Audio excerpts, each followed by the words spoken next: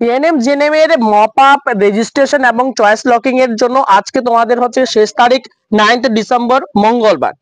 তো ভালো করে বিষয়টাকে বোঝো, কারা কারা এখনো পর্যন্ত মপ আপে আজকের এই ভিডিওটাতে দেখার পর যারা এখনো পর্যন্ত মপ আপে কাউন্সিলিং হয়তো বা বসনি, তারা অনেকে বসে যাবে, এটাও যেমন বাস্তব কথা। আর তারাও অনেকে এটাও হচ্ছে কি ফিল করবে, কেনই বা হচ্ছে মপ আপে রেজিস্ট্রেশনটা করতে গেলাম, কেনই বা 200 টাকা এমনি ফ্রি দিয়ে দিলাম তাকে সরকারকে, কেন বিষয়টা। তো দেখা যাচ্ছে প্রথম রাউন্ড থেকে আমি এই বিষয়গুলো একটু লক্ষ্য করছি। আগে এই বিষয়টাকে বলে নিই যে সিনারিওটা কি, কেন এই ধরনের হচ্ছে একটা মন্তব্য, এরকম কেন একটা থাম্বনেল গল্পটা কেন আসলো। তারপর আমরা এনএম এর পার্টটাতে যাব, কি কি সিট ভ্যাকেন্সি আছে এবং কতদূর পর্যন্ত যেতে পারে, এবং তার পরবর্তীতে আমরা জিএনএমটাতে আসবো। ঠিক আছে, এবার অবশ্যই পুরো ভিডিওটা দেখো, অনেক কিছু বোঝার আছে। ঠিক আছে, একটু ধৈর্য ধরে ভিডিওটা শুনবে।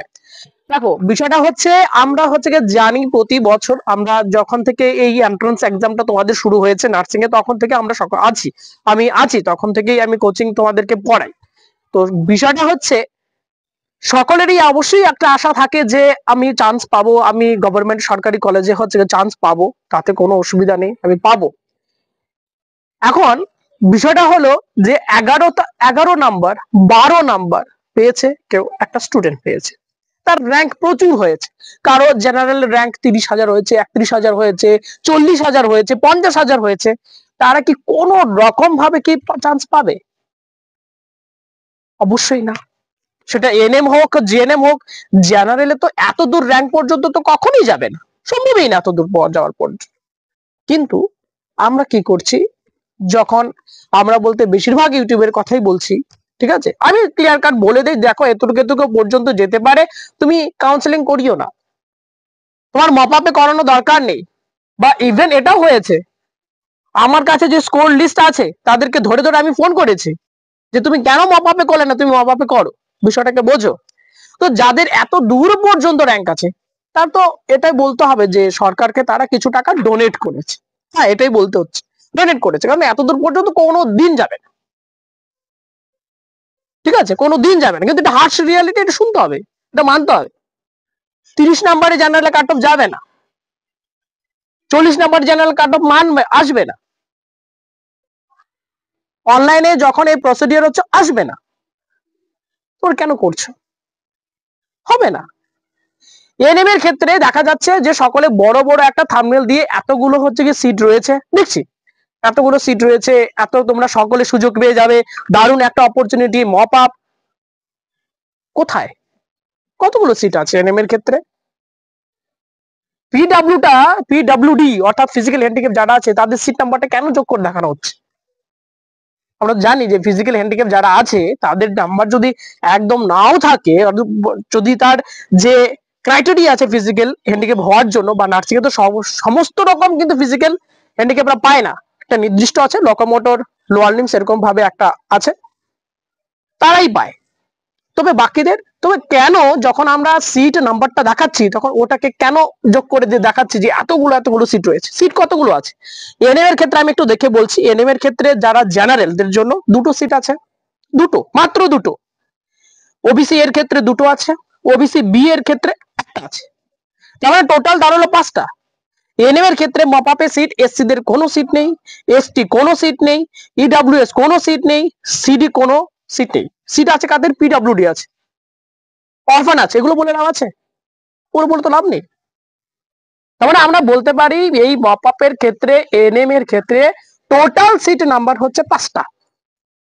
তবে এবার বোঝো জেনারেলে গিয়েছে মাত্র 794, এবং আমি এটা জোর গলায় বলতে পারবো 10,000, 12,000, 15,000 র্যাঙ্ক পর্যন্ত স্টুডেন্টরা এনএম এর জন্য মপ আপ করিয়েছে। যাবে এত দূর?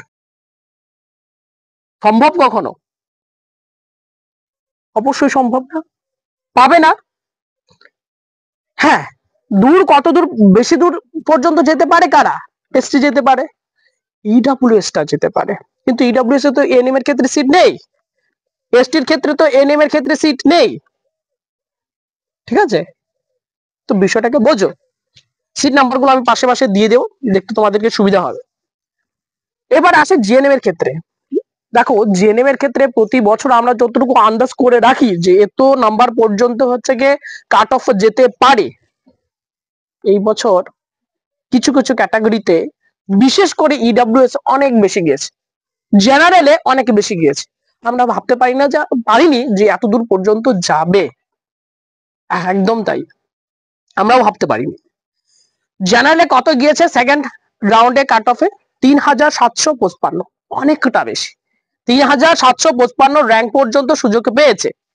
এবার জেনারেলে এই তোমার মপ আপের জন্য কত সিট আছে? 44 আছে। আগে সিট নাম্বারটা একবার বলে দিচ্ছি এবং পাশেও দিয়ে দিব, তোমরা সেটা হচ্ছে কি দেখে নেবে। জেনারেলে 44 আছে, ওবিসি এ তে 29, ওবিসি বি তে 31 সিট আছে, এসসি তে 42, এসটি দের জন্য 11টা সিট আছে। আমি কিন্তু পিডব্লিউ গুলো কাউন্ট করছি না। ইডব্লিউএস এ 34 আছে, সিডি হচ্ছে গিয়ে 60টা আছে, অরফানে 10টা আছে। ঠিক আছে, এই হচ্ছে টোটাল সিট নাম্বারটা। এবার জেনারেল দের সিট গিয়েছে 3755 পর্যন্ত। তো আর 44টা সিটের জন্য মোটামুটি 4000, 5000, 6000, 7000, 8000 তোমরা মপ আপ করো, ঠিক আছে, মপ আপ করো। কিন্তু যাদের 20,000, 30,000 জেনারেলে 10,000-এর বেশি আছে, তাদের তো করে লাভ নেই, বেকার সব টাকাটা খরচা করে লাভ নেই। ওরা পরবর্তী ব্যাচের জন্য এনরোলমেন্ট হয়ে যাও, আমাদের ফ্রি ক্লাসে হচ্ছে গিয়ে চলছে, তোমরা পড়া হচ্ছে শুরু করে দাও 26-এর জন্য। এইবার বিষয়টা আরেকটা, মানে এই বছরের এরকম কখনো কোনো বছর হয়নি, সেটা হচ্ছে ইডব্লিউএস এর ক্ষেত্রে। ইডব্লিউএস এর ক্ষেত্রে এখন পর্যন্ত সেকেন্ড রাউন্ডে লাস্ট যে নাম্বার র্যাঙ্কে সুযোগ পেয়েছে সেটা হচ্ছে 10,566 র্যাঙ্ক পর্যন্ত সুযোগ পেয়েছে। এইবার মানে এখন এটা বলতে হচ্ছে যাদের যাদের ইডব্লিউএস সার্টিফিকেট আছে তাদের র্যাঙ্ক যদি হচ্ছে গিয়ে 30,000ও হয়, 40,000ও হয়, তবু বলবো তুমি করে দাও, মপ আপ করে দাও যদি তোমার ইডব্লিউএস থাকে। ইডব্লিউএস এ কিন্তু এবার প্রচুর সমস্যা হয়েছে, ইডব্লিউএস অনেকে করাতে পারেনি। আর ইডব্লিউএস এর ক্ষেত্রে প্রতি বছরের কাট অফ হচ্ছে ওই ওবিসি এ, ওবিসি বি এর এর ঘোরাঘুরি করে, খুব বেশি একটা কিন্তু নামে না। এবার ওবিসি এতে গিয়েছে 4300, ওবিসি বি তে গিয়েছে 4039, আর ইডব্লিউএস এ চলে গিয়েছে একদম জাম্প করে 10,000, 10,500। ভাবো 4,000 যেখানে ওবিসি এ, ওবিসি বি, সেই জায়গাটা থেকে চলে গিয়েছে হচ্ছে কি তোমার 10,500, অনেকটা বেশি। তাই যারা জেনারেল ইডব্লিউএস আছো তারা অবশ্যই মপ আপে পার্টিসিপেট করো, অবশ্যই মপ আপে পার্টিসিপেট করো, ঠিক আছে। আর আরেকটা কথা বলি, যারা এর পরের বছর পরীক্ষা দেবে মানে জেনারেল ক্যান্ডিডেট, তারা অবশ্যই ইডব্লিউএস টা বানানোর জন্য একদম উঠে পড়ে লাগো যে আমাকে ইডব্লিউএস টা বানাতে হবেই। হ্যাঁ, ইডব্লিউএস টা বানানোটা এতটা সহজ নয় জানি, কিন্তু চেষ্টা করো, কারণ এটা তোমাকে অনেক নাম্বারের কিন্তু দেবে, মানে একদম ইকুইভ্যালেন্ট টু এসটি। মানে আপাতত এই 2025 কাউন্সিলিং যেটা দেখতে পাচ্ছি মোটামুটি ইকুইভ্যালেন্ট টু এসটি ক্যাটাগরির ক্ষেত্রে। এসসি তে গিয়েছে 6,000-এর মতো গিয়েছে লাস্ট কাট অফ যেটা, আর এসটি গিয়েছে হচ্ছে 14,000-এর মতো। তো বিষয়টা হচ্ছে গিয়ে এটাই বলার ছিল। আমি যেটা শুরুতে ফার্স্ট কাউন্সিলিং যেটা লক্ষ্য করেছি যে 10 নাম্বার পেয়েছে, 12 নাম্বার পেয়েছে, সেটাতে দিচ্ছে, রেজিস্ট্রেশন করছে সে জায়গাটা, তা সেও ভাবছে হবে না, একটা টাকা খরচা করে লাভ নেই। পরের বছরের জন্য হচ্ছে গিয়ে পড়া হচ্ছে গিয়ে শুরু করে দাও, অবশ্যই ভালোভাবে শুরু থেকে পড়লে অবশ্যই পাবে। তো আশা করি বিষয়টা, চিত্রটা বোঝা গেল, কত র্যাঙ্ক পর্যন্ত কি কি গিয়েছে এবং কত র্যাঙ্ক পর্যন্ত তোমার মোটামুটি চান্স আছে যে হয়ে যাওয়ার জন্য। মূলত যে দু তিনটে ক্যাটাগরির বিষয় বলার ছিল সেটা বললাম, আশা করি বোঝাতে পারলাম।